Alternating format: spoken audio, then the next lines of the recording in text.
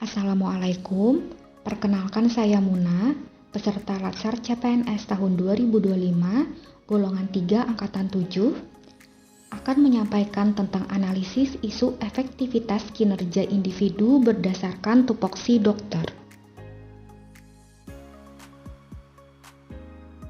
Pertama-tama, saya akan menjelaskan tupoksi dokter berdasarkan Kemenpan RB nomor 139 tahun 2003 bahwa dokter bertugas untuk memberikan pelayanan kesehatan pada sarana pelayanan kesehatan yang meliputi promotif, preventif, kuratif, dan rehabilitatif untuk meningkatkan derajat kesehatan masyarakat. Dan ini merupakan uraiannya.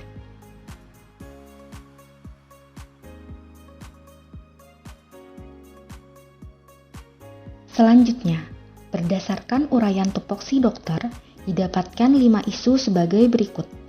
Yang pertama, melakukan tindakan khusus tingkat sedang. Ditemukan isu belum optimalnya pelaksanaan prosedur kegawat daruratan di rawat inap. Yang kedua, melakukan penyuluhan medik. Ditemukan isu kurangnya pemahaman penderita gagal ginjal kronik dalam diet dan pengobatan rutin. Yang ketiga, membuat catatan medik rawat inap. Ditemukan isu belum optimalnya penggunaan RME atau rekam medik elektronik dalam pelayanan. Yang keempat, melayani atau menerima konsultasi dari luar atau keluar. Ditemukan isu belum optimalnya sistem rujukan. Yang kelima, melayani atau menerima konsultasi dari dalam. Ditemukan isu minimalnya penggunaan SBAR saat konsultasi pasien dari ruangan.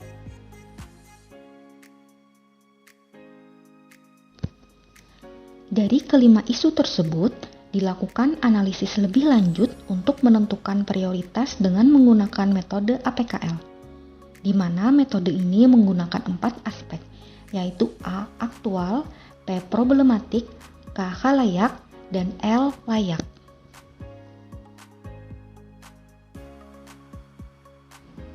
Berikut adalah hasil analisis isu dengan metode APKL dengan scoring skala 1-5, di mana 1 artinya sangat kecil dan 5 sangat besar. Dari metode ini didapatkan urutan prioritas sebagai berikut. Isu kurangnya pemahaman penderita gagal ginjal kronik dalam diet dan pengobatan rutin menduduki prioritas pertama dengan skor 18. Selanjutnya, belum optimalnya penggunaan RME dalam pelayanan menempati prioritas kedua dengan skor 17. Dan prioritas ketiga yaitu belum optimalnya pelaksanaan prosedur kegawat daruratan di rawat inap. Untuk menentukan prioritas isu selanjutnya menggunakan metode USG, yakni urgensi, seriousness, dan growth.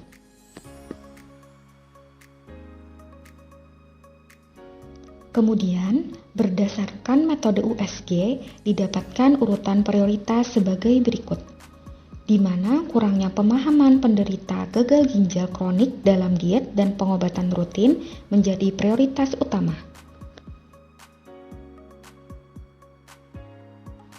Selanjutnya, dilakukan analisis fishbone untuk mengetahui penyebabnya.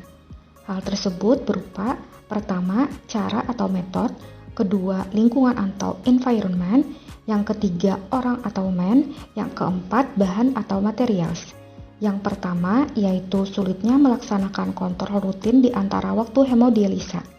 Yang kedua, misinformasi akibat kurang pengetahuan tentang pentingnya pemantauan rutin akibat penyakit yang diderita.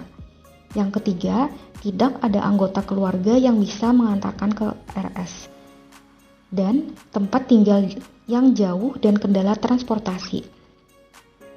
Hal tersebut menyebabkan kurangnya kepatuhan penderita gagal ginjal kronis dalam mengatur diet dan pengobatan rutin. Dipilih alternatif solusi sebagai berikut. Alternatif penyelesaiannya, yang pertama, membuat buku kontrol sebagai alat bantu edukasi dan pemantauan kebutuhan pasien. Untuk tahapannya, membuat buku yang berisi materi edukasi dan jadwal kontrol. Untuk hasilnya, diharapkan pasien bisa lebih terpantau dan mendapatkan informasi tentang penyakit yang diderita dan perkembangannya. Alternatif penyelesaian yang kedua, petugas kesehatan memberikan penjelasan dengan bahasa yang lebih mudah dipahami secara berkala dan lebih interaktif dengan pasien. Tahapannya, memilih kosakata yang mudah dipahami dan memberi kesempatan pasien untuk bertanya. Untuk hasilnya, diharapkan pasien memahami dan mengerti tentang apa yang disampaikan petugas. Untuk pihak yang terkait, lintas unit yaitu petugas di poliklinik penyakit dalam dan petugas di ruang hemodialisa. Baik, sekian pemaparan analisis isu efektivitas kinerja individu berdasarkan tupoksi dokter yang dapat saya sampaikan. Semoga kedepannya bisa terrealisasikan dengan baik. Sekian, terima kasih. Wassalamualaikum warahmatullahi wabarakatuh.